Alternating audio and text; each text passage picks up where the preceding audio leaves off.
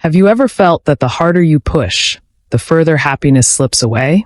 That love, peace, and success seem to avoid you when you're chasing them with clenched fists?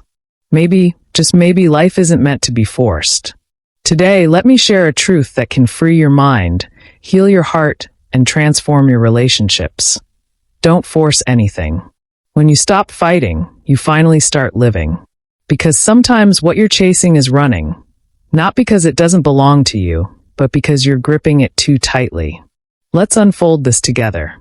When we force things, whether it's a relationship, a career path, or even our own healing, we do so because we are afraid. Beneath the surface of all this striving is a quiet, sometimes unbearable fear. The fear that if we don't push, nothing will happen. That life, left to its own devices, will forget us. But this fear is an illusion, a trick of the mind that mistakes stillness for abandonment. In reality, life has never forgotten you. It moves in cycles, in rhythms, in the quiet unfolding of things when we allow them to breathe.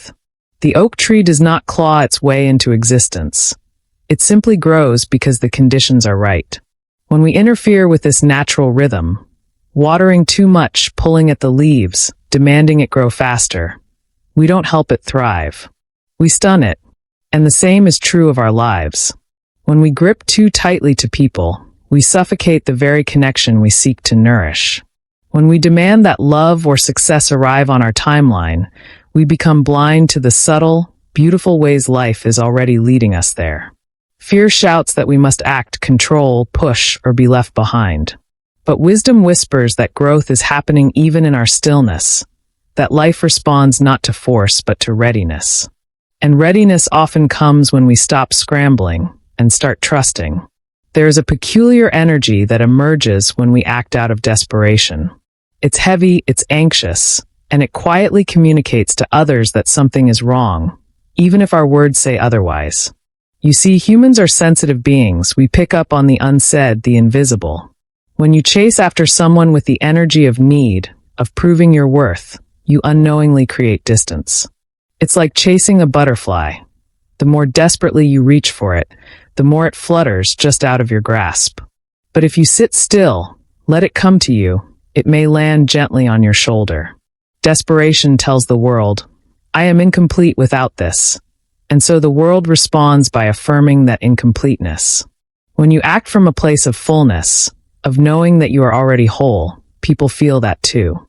They are drawn not to your need, but to your calm. When we force love, what we are really doing is confusing connection with possession. Love, in its purest form, is like a river. It flows, it adapts, it nourishes. But the moment you try to dam it, to confine it within the strict boundaries of your expectations, it begins to stagnate. There is something deeply human about wanting to shape others to fit the contours of our desires. We want them to stay, to change, to behave in ways that make us feel secure. But that is not love. That is an arrangement of control disguised as affection. The irony is that the more we try to force someone into our image of who they should be, the more they slip away, either physically or emotionally. Real love does not grip. It opens its hands and says, come as you are, and stay if you will. To truly love someone is to allow them the freedom to be fully themselves, even if that means they will grow in directions we did not expect or plan for. And if they stay, it is not because we've chained them, but because their spirit recognizes a space where it can thrive without restraint. Imagine a bird perched on your open palm. If you close your hand, the bird will panic and fight to be free. But with your palm open, the bird stays by choice, and that choice is the beauty of love, not the result of force. We live under the grand illusion that life can be bent to our will if we just push hard enough. We chase outcomes with such urgency that we forget how much of life is meant to unfold without our interference. Nature has no deadlines, yet everything blooms in its own season. But we, in our restless minds, refuse to wait. We force decisions, push relationships, demand answers. And in doing so, we block the very current that might carry us exactly where we need to go. It's like trying to force a seed to sprout by shouting at it, or pulling on a flower's petals to make it bloom faster. All you accomplish is damage, not growth. Life has its own intelligence, a deeper wisdom that moves beneath the surface of things. When we are still, when we trust, we align with that wisdom. It guides us gently, through whispers and signs, rather than the harsh commands of our anxious minds. Forcing the path is the surest way to lose it. There is a peculiar suffering that comes from trying to make someone understand you when they have no intention of doing so. It's as if you're shouting into a canyon, waiting for an echo that never returns. We exhaust ourselves explaining, defending, justifying our feelings, our choices, our very existence, believing that if we could just find the right words, the right timing, we might finally be seen. But what we overlook is that understanding is not something you can pull out of another person like a reluctant confession. It is a gift they must choose to give. When you try to force someone to see you, to hear your heart, you hand them the power to validate or dismiss your worth. And that is a dangerous exchange. The tragedy is not that they don't understand. It's that you believe their understanding is necessary for your peace. But peace was never meant to be outsourced. The people who are meant for you, who resonate with your soul, will understand you with little effort. Sometimes without a word. You won't have to plead your case. Your presence alone will be enough. And so, you must ask yourself, not why they don't understand, but why you keep trying to force them to. What would it mean to simply let them not understand, and still be at peace with yourself? We often confuse acceptance with resignation, but the two are profoundly different.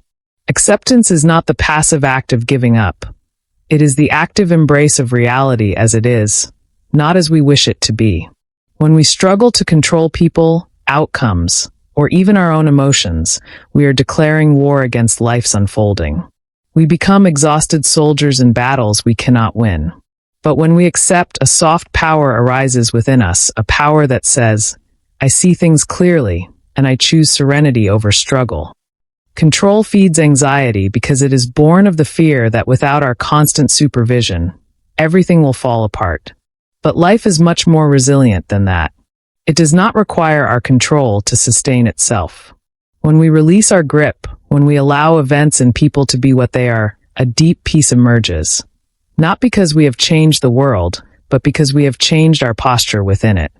There is an exquisite beauty in allowing life to surprise us, but it requires a surrender that most of us are too anxious to offer.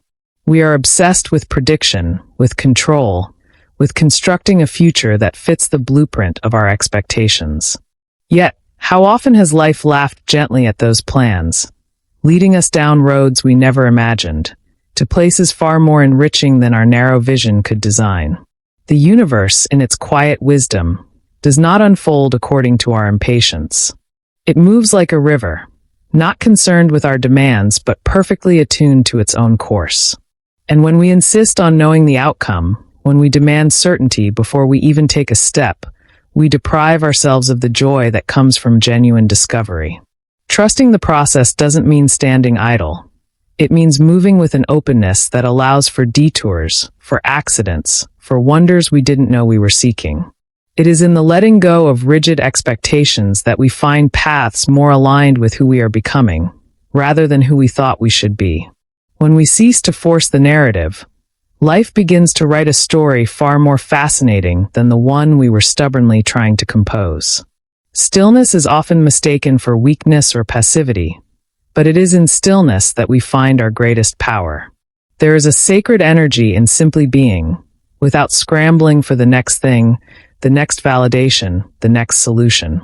When we are still, truly still, we create a space where clarity is born, where the noise of the world falls away, and the quiet voice within can finally be heard. In that space, what is meant for us can find its way without obstruction, like a letter sliding under a door.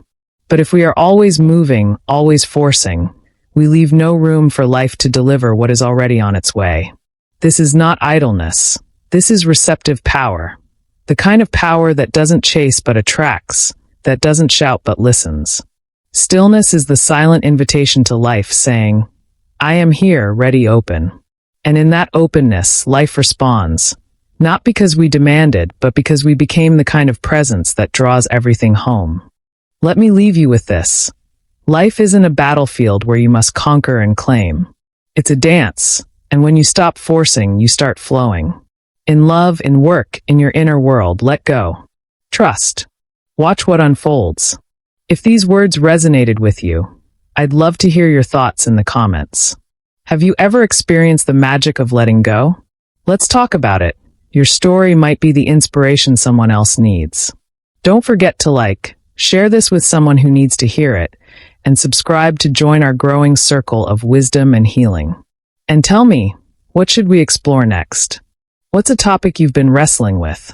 Drop it in the comments. I'm listening. Because here we grow together.